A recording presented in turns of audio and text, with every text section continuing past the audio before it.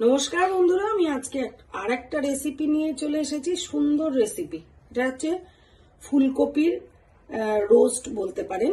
ফুলকপিটা আমি কিভাবে রান্না করেছি একদম হলুদ ছাড়া, রুটি পরোটা বা ভাত যার সাথে খুশি আপনারা খেতে পারেন, তবে রুটি পরোটার সাথে বেশি ভালো লাগে।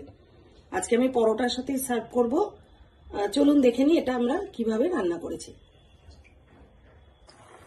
কড়াইতে জল ফুটতে দিয়েছি, দিয়ে আমি ওর মধ্যে লবণ দিয়ে কিছু বড় করে কেটেছি ফুলকপি, সেটা সেদ্ধ করতে দিয়েছি। কারণ ফুলকপি ডিরেক্ট আমি রান্না করি না, জলটাকে ফেলে দিই, নাহলে একটা বাজে গন্ধ লাগে। আর ফুলকপি কপি টপিতে একটু গ্যাসও হয়, ওই জন্য আমি এটা জলটা ফেলে দেবো ভাপিয়ে। আপনারা চাইলে ছোট করেও কাটতে পারেন, আমি একটু বড় করেই কেটেছি। দিয়ে লবণ দিয়ে সেদ্ধ করে আমি জলটাকে ফেলে দিয়ে নেব। গ্যাসটাকে আবার জ্বালিয়ে নিয়েছি, দিয়ে কড়াইয়ে সাদা তেল গরম করে নিয়েছি।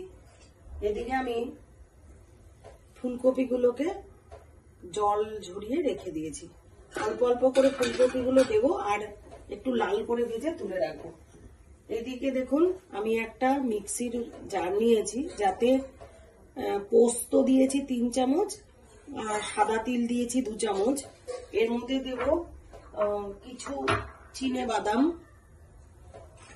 আর কিছু কাজু বাদাম আর 2টো কাঁচা লঙ্কা। এটা দিয়ে আমি পেস্ট বানিয়ে নেব।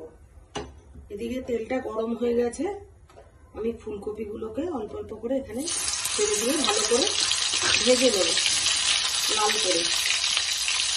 কড়াইয়ের মধ্যে কিন্তু অল্প লবণ আর অল্প হলুদ দিয়ে নিলে মানে কালারটা পাবে, হলুদ তেলের কালারটাও হয়ে যাবে, ভাজাটাও একটুখানি কালারফুল হবে। এইভাবে আমি লাল করে ভেজে নেব। আবারও বলছি, ফুলকপিগুলোকে ছোট করে কেটে নিলে বেশি ভালো হবে, কেটে নিতে পারেন। আমি বড় করে করলাম কারণ আমার ছেলের এমনি জিভে খুব টেস্ট, মানে খুব টেস্ট বারটা খুব ভালো, আর দেখতেও ওর ভালো দিতে হবে। তো একবারে করলে হবে না, একটু ঘুরিয়ে ঘুরিয়ে করতে হয়। আমি সেই কারণে একটু বড় করেই রেখেছি, চাইলে ছোট করেও করতে পারেন। এভাবে লাল লাল করে ভেজে আমি তুলে রাখবো। কড়াইটা গরম করে নিচ্ছি, নিয়ে অল্প করে আমি তেল দিয়ে দিলাম। এবারে তেলের মধ্যে 2টো শুকনো লঙ্কা, একটা তেজপাতা আর 2টো এলাচ, এলাচ 2টোকে ফাটিয়ে দেব, লবঙ্গ আর দারচিনি। এদিকে দেব অল্প করে 5 ফোড়ন সোমবার, একটু 5 ফোড়ন। ভালো করে এটা ভাজা ভাজা করে নেব। এদিকে দেখুন, ফুলকপিটা কিন্তু আমি ভেজে রেখে দিয়েছি,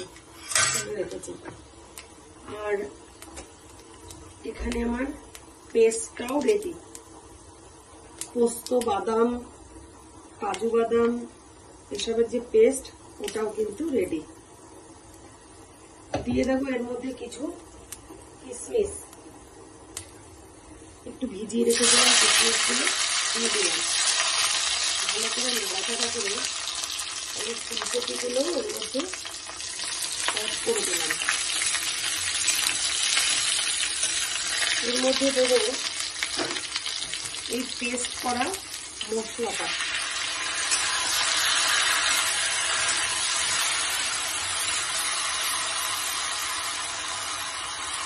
ওইখানে কিন্তু আমি বাটিতে জল গরম বসিয়ে দিয়েছি। এরপরে দিয়ে দেবো এর মধ্যে, ওই জলটাকে গরম করে দিলাম, এর মধ্যে দেবো লবণ। এটাকে হলুদ দেবো না, কারণ হলুদ ছাড়াই কিন্তু খেতে পছন্দ করে, সেই কারণে দেবো না।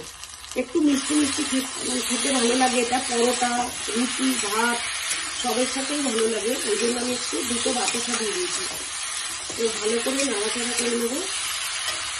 এই মিক্সিটা ধুয়ে একটু জল দিয়ে দেবো অল্প করে। আমি একটু গরম জলটাই ইউজ করছি। মিক্সির পটটা ধুয়ে জল দিয়ে দেবো, দিয়ে ভালো করে নাড়াচাড়া করে নেবো।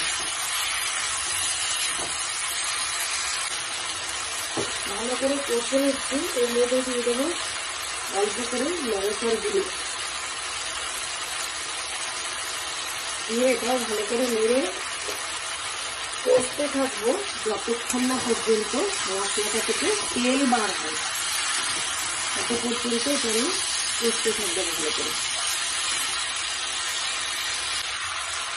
মশলাটা কিন্তু কষা হয়ে গেছে, আমি গ্যাসটা হাই ফ্লেমে দিয়ে দিলাম, দিয়ে এর মধ্যে জল দিয়ে দেবো গ্রেভি আমার জন্য। যতটা গ্রেভি আমার দরকার ততটা জল দিয়ে দেবো। আমি কিন্তু গরম করা জলই দিলাম।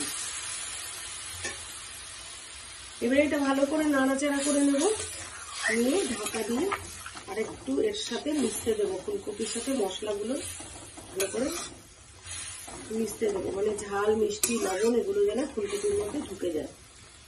তখন আমি গ্যাসটা কিন্তু সিম করে দেবো, দিয়ে এটা দিয়ে ঢাকা দিয়ে দেবো। রান্নাটা হয়ে এসেছে, দেখুন রান্নাটা একদম হয়ে এসেছে।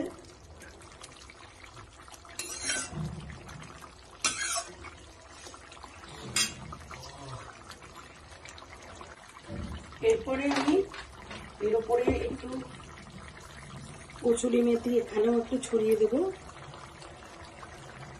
দিয়ে ভালো করে নেড়ে মিশিয়ে গ্যাসটাকে অফ করে দেবো।